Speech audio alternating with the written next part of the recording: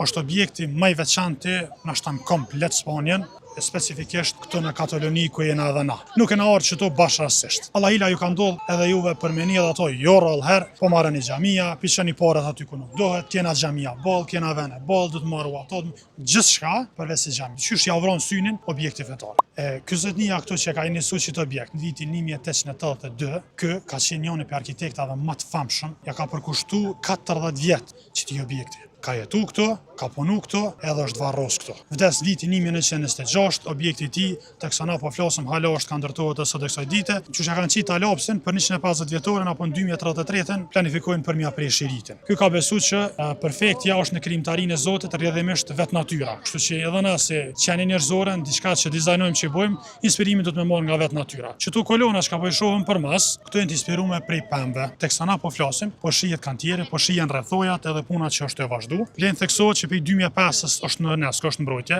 edhe komplet parat çka jepen përmes turistave, përmes fondacioneve, përmes bamirësve, shkojnë për ndërtimin e kësaj. Pra nuk është një objekt i cili është marrë përsipër nga shteti apo nga shteti për mu ndërtu.